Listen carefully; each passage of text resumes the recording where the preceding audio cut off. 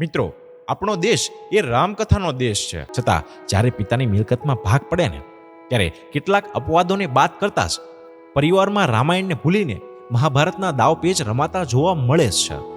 આ શિકાગોની એક સત્ય ઘટનાની વાત છે કે કોરોના કાળમાં મુંબઈમાં એકાકી જીવન ગાળતા એક વયોવૃદ્ધ વડીલનું અવસાન થયું.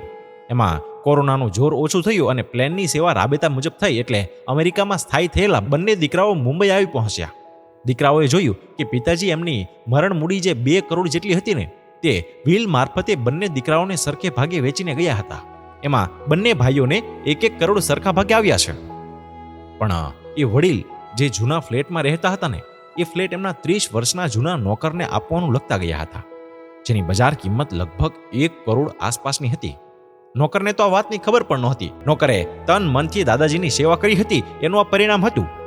અને દાદાજીએ એમના વિલમાં નોકરની સેવાનો ઉલ્લેખ પણ કર્યો હતો. મોટો દીકરો તો આ વાત પચાવી શક્યો. એણે નાનાને કહ્યું કે છેલ્લા 30 વર્ષોમાં વિધુર પિતાની આપણે કાંઈ જ સેવા નથી કરી શક્યા. એમની પાસે બચત હતી અને કેન્દ્ર સરકારનું તગડું પેન્શન પણ હતું. તેથી એમણે આપણી પાસે ક્યારેય આર્થિક મદદ પણ નહોતી લીધી. ઇવન 3 વાર અમેરિકામાં આપણા ઘરે પણ આવ્યા ત્યારે પણ એમણે ટિકિટના પૈસા આપણી પાસેથી લીધા જ નહોતા.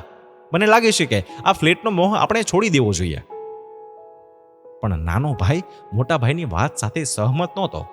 એ ફ્લેટની અડધી કિંમત એટલે કે લગભગ 50 લાખ જવા દેવા માંગતો જ નહોતો. અને બંને વચ્ચે તકરાર થઈ. નોકરને આ વાતની પાછળથી જાણ પણ થઈ. એ બંને સામે હાથ જોડી અને બોલ્યો કે મેં જે સેવા કરી છે ને એનો મને પગાર મળતો જ હતો. મારે ફ્લેટ નથી જોઈતો. હું તો મારા ગામડે જતો રહીશ હવે તો.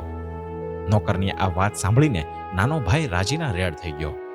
મોટા ભાઈએ ફોન પર પોતાની પત્ની સાથે વિચાર વિમર્શ કરી અને પિતાની આખરી ઈચ્છાને જ માન આપવાનું નક્કી કર્યું. એટલે કે નોકરને જ એ જૂનો ફ્લેટ આપી દેવાનું નક્કી કર્યું એને. નાનો ભાઈ અને એની પત્ની મક્કમ હતા.